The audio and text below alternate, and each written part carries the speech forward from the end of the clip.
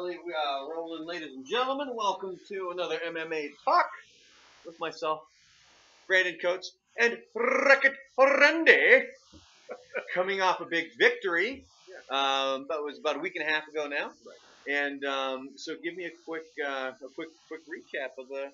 Well, I said that I was going to take him down and beat him up and let him more put on the ground. And we exchanged like 2 or 3 punches was about it and the stand-up, and I took him down. Yeah. And it wasn't difficult to take him down. And I kept him there and kneed him quite a few times in the ribs, which felt like they hurt him. And he wouldn't stop. I was really impressed with him. I mean, the second round, I watched the fight afterwards, and I got one kick and one punch that he landed on me in the second round. And I landed over 50 punches, and it was all punches because I was on the ground holding him and just beating him up. And he just wouldn't stop. He's a very durable guy. But had a fun fight, and won the fight. It turned out that I became the main event. The main event fell out for one. And so it was a nice victory. Two of the 3 rounds I controlled quite well. The third round, I slipped off of his back and I became lazy and just like, I won the first 2 rounds, so I'll just hold him here and let him get tired. And I shouldn't have done that. I should have looked for a way to finish him. But that was one of the lessons I learned from that.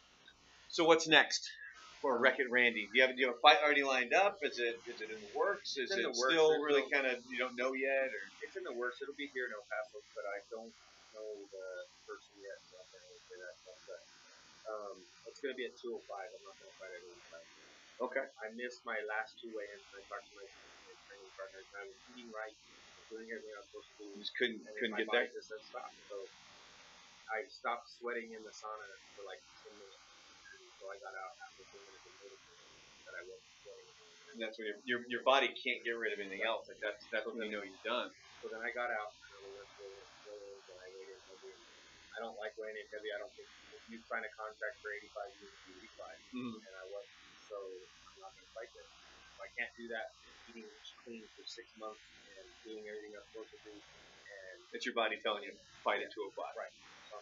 So it'll be my first official fight at 205. I fought one other fight at 205, but just because they offered me to fight 3 days before, and I said I'm not going to cut. Okay. Which a lot of people don't know this either. Like especially when it comes to for boxing, wrestling, mixed martial arts. You generally like the weight. If you see somebody if they're fighting at 185 or if they're fighting at 170, they generally walk around 15 to 20 pounds heavier. And just every day, and then they cut down to that weight. And there are some people out there that are able to jump from weight class to weight class, which is a fantastic segue into what happened on Saturday, which was UFC 226, where first and foremost, we can start with the Derek Lewis Francis Ngannou fight. That was awful. And you see like these 2 guys very heavy-handed, both of them very explosive in the sense that they can knock you out like that, and you can tell they both knew that of the other person, which was funny as you watch the pay-per-view leading up, as like they have like the one-on-ones with them where they're talking to the camera before the actual fight starts, and they're like, I think it's gonna end quickly because we both throw for the knockout. It's like you're so full of crap, dude. Like, you guys didn't do anything remotely close to that. It was even to the point where Joe Rogan, during the broadcast, is saying this is probably the worst heavyweight fight I've ever seen, if not the worst ever. So you get fights like this every now and then where 2 guys are kind of sizing each other up, even maybe for the first full round. Right. Like, that's not completely unheard of, but this continued for 3 rounds. And even when it got to the point, if you were Ngannou, you had to know at the end of, like, when you're getting towards the end of round 3, you didn't win any of the first 2 rounds. There's a chance that, like, the fact that one of the judges did, it was a unanimous decision. It was just the points were divvied up differently. But he had to have known it that way. Should. If you've been in the game long. Or no, I'm sorry, no, one of the judges did give 1 round to. But 1 round is still you're still. But you've been in the game long enough to know that you're going to what if you run around or not. I fought a guy that had over 20 fights this last fight, and I'm at 19. Mhm. We both know where we're at. So Mhm. at the end of the third round, I said, man, you got that third round. He's like, there's no way you didn't win the second round. Yeah. And so he's like, it's up to the first round. And I was like, I'm pretty sure I got the first. And I was pretty sure about that. But it's still up to the judges. You don't want to leave it to the judges. I mean, look at leaving it to the judges. You never know how they're going to see a fight. And it was actually two judges scored this fight 29-28. So two of them gave a round to him. But to come out like that and to come out just so tentative, have you ever seen anything like that? I haven't seen with the stand-up side of it, but you see where there's two really good wrestlers and they're wrestling negates it, and it becomes a striking battle. And you're like, both of these guys are great wrestlers, great ground game guys, but because of the quality of the other person, it negates that. Mhm. So I guess they kind of negated their own power. Yeah. But they were. You got to understand, if you're going to knock people out by killing them with punches, you're going to have to go against guys that are going to kill you. You have to engage. You actually have to get close enough to hit them and not be afraid of it. One of the most interesting things to me, bigger guys being worried about getting hit. Mm-hmm. You have heavy hands, and then they're worried about it. A good example would be what's his name? He called himself a whole bunch of different names. Big old blonde hair, big headed guy, Tito Ortiz. Oh yeah. He's got a fight coming up against Chuck Liddell. Right. But he talked about one of his fights with Chuck Liddell, and he said his corner was even saying he's afraid of getting hit by him. Why are you? Yeah. Then what are you doing in the octagon? Yeah. If you're afraid of getting hit by him. Right. But he has no problem hitting people, but then he's afraid to get hit. And I think that's kind of like what happened with these two. They're both he can knock me out, so I'm just gonna stay back.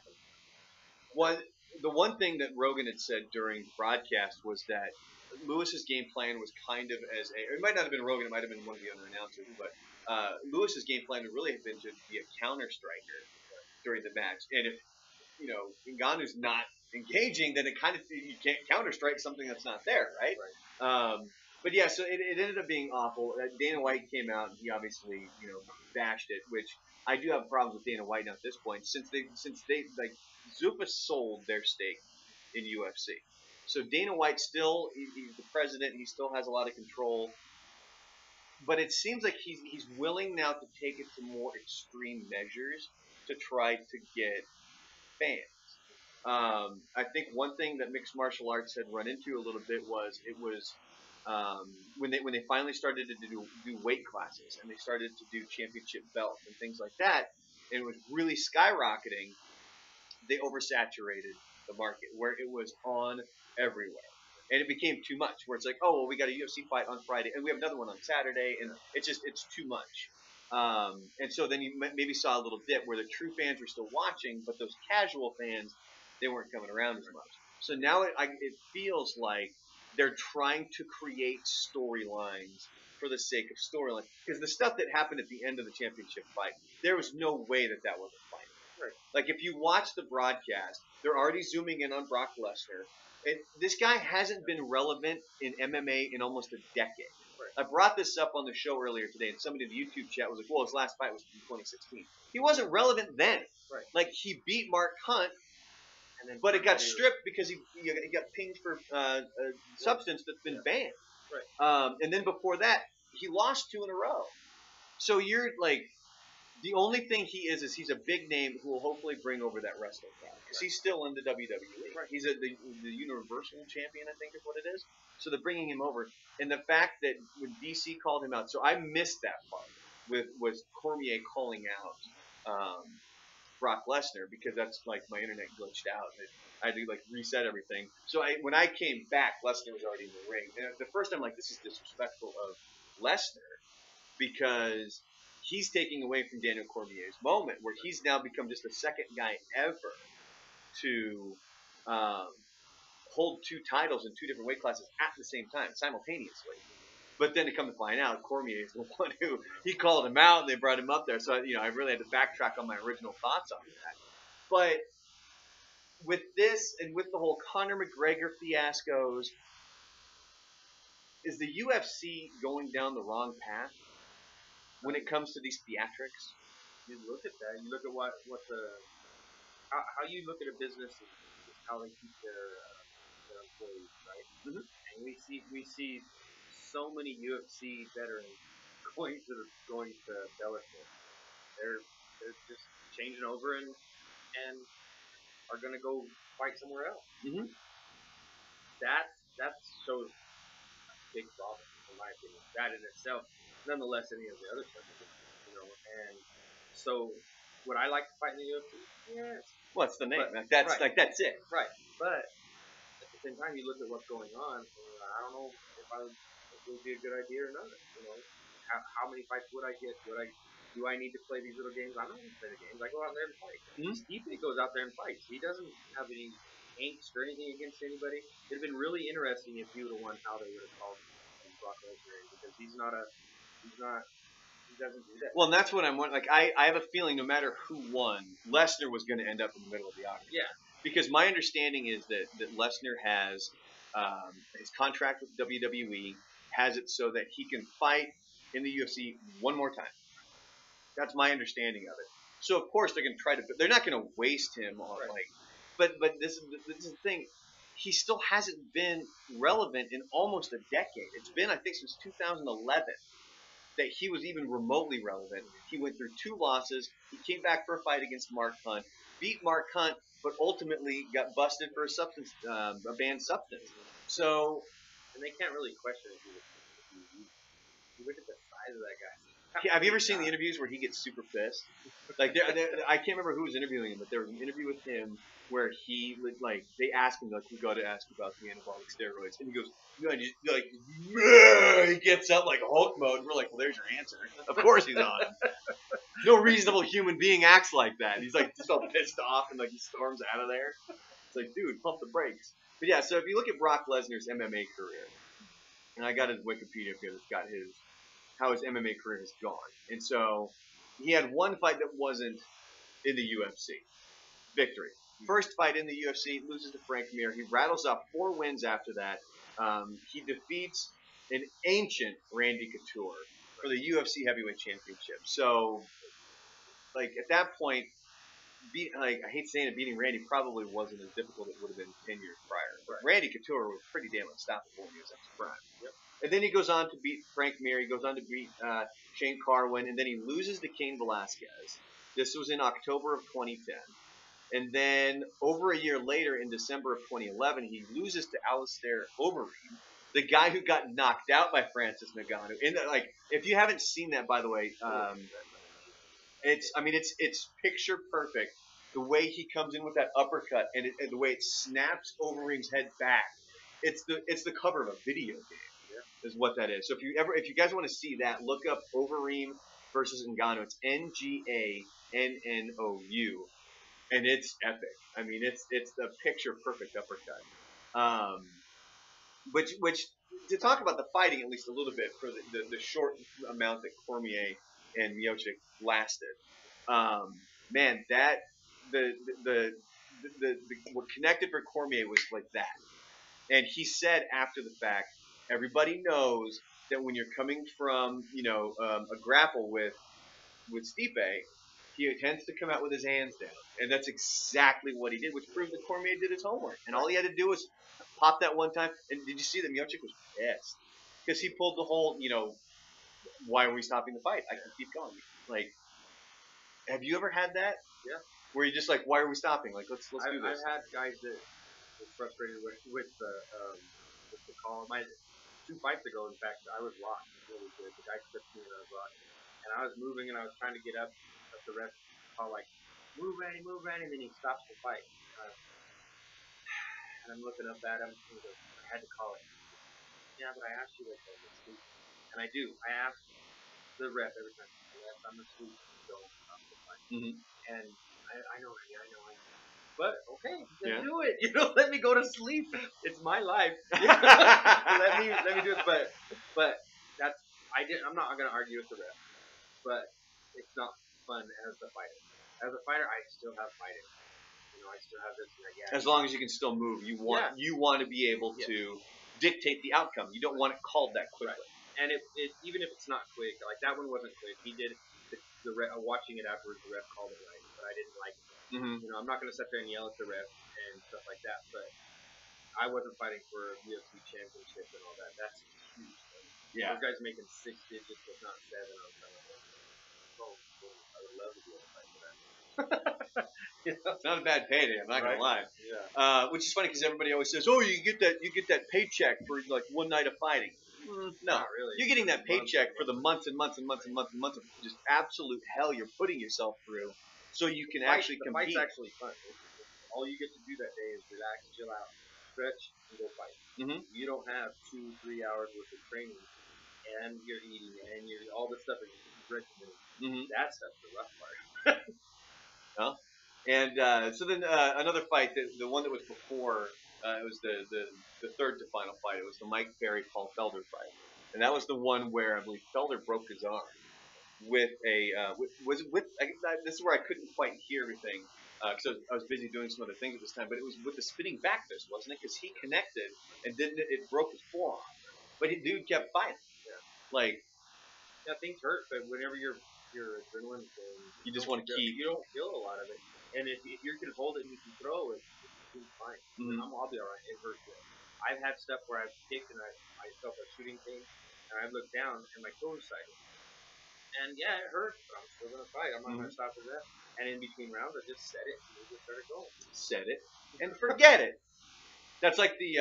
Did you ever see the John Jones toe fight? Oh yeah. Oh man, there's another one for you. Look at Google John Jones toe, because what happens is there's a point where he was wrestling with somebody and his foot is sliding and he's digging in with his toe so much his big toe it just pops and it almost pops completely off. Yeah.